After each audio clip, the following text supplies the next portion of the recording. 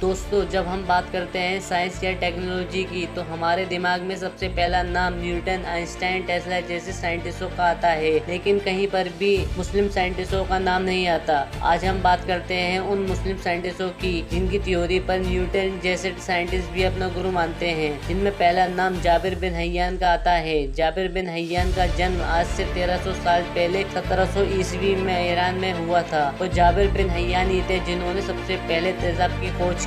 इन्होंने ऐसा भी तेजाब का इजाद किया था जिसकी मदद से सोने को भी पिघलाया जा सकता था। वो जाबिर बिन हय्यान ही थे जिन्होंने आर्टिफिशियल ज्वेलरी का भी इंतखाब किया। आज हर देश में ये बनाई जाती है।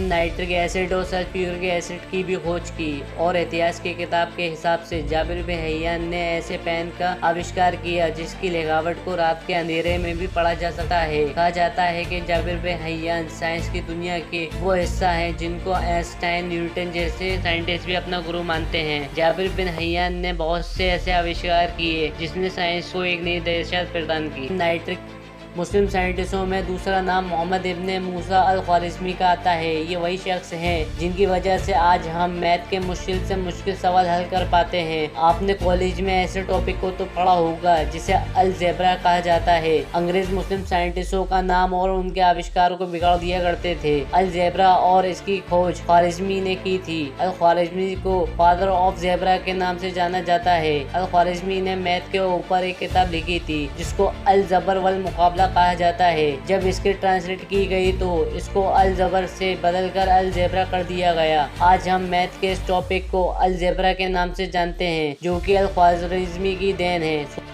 मुस्लिम साइंटिस्टों में तीसरा नाम इब्ने सीना का आता है। इब्ने सीना 1100 साल पहले पैदा हुए। इब्ने सीना ने दुनिया को ऐसे आविष्कार दिए हैं जो आज बड़े से बड़े साइंटिस्ट इस्तेमाल करते हैं। इब्ने सीना ने ही पहले वायरस की खोज की और बताया कि इंसान के शरीर में बीमारियां वायरस की शक्ल में फैलती हैं और इब्ने सीना ने ही हेपेटाइटिस का इलाज की खोज की। इब्ने सीना की लिखी हुई किताब में 800 से ज्यादा बीमारियों का इलाज है। इब्ने सीना की लिखी गई किताबों को 19वीं सदी तक ऑक्सफोर्ड यूनिवर्सिटी में पढ़ाई जाती है।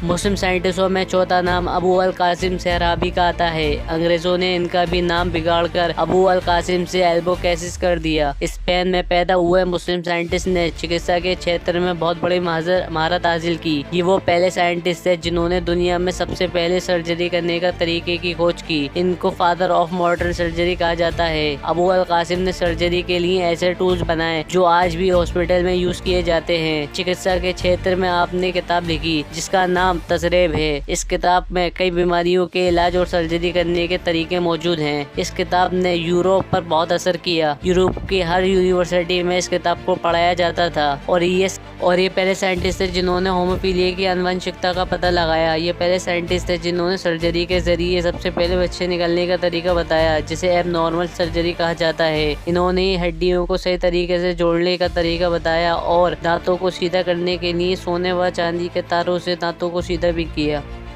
मुस्लिम साइंटिस्टों में पांचवा नाम इब्ने अल हतम का आता है। ऑप्टिक्स की खोज भी इब्ने अल हतम ने ही की थी। इब्ने अल हतम से पहले के साइंटिस्टों का ये मानना था जब किसी वस्तु पर आंखों से रोशनी निकलती है तब हमें वो वस्तु दिखाई देती है। इस दावे को इब्ने अल हतम ने रद्द कर दिया और बताया कि आंखों से रोशनी नहीं निकलती बल्कि जब वस्तु पर रोशनी पड़ती है तो हमें आंखों से दिखाई देती है। अल हतम ने दुनिया के सबसे पहले कैमरे का आविष्कार किया जिसको पेन होल कैमरा कहा जाता है। आज के कैमरे अल हतम के सिद्धांतों पर ही बनाए जाते हैं। अल हतम ने ऑप्टिक्स पर एक किताब लिखी जिसका नाम अल मनाजिक है। ये पहले किताब थी जो ऑप्टिक्स पर लिखी गई। ये किताब 17वीं सदी तक दुनिया के हर यूनिवर्सिटी में पढ़ाई जाती थी। अल हतम ने एस्ट्रोनॉमी पर काम किया, मैथमेटिशियन, पॉलीमैथ, फिलोसोफर और मेडिसिन में महारत हासिल की।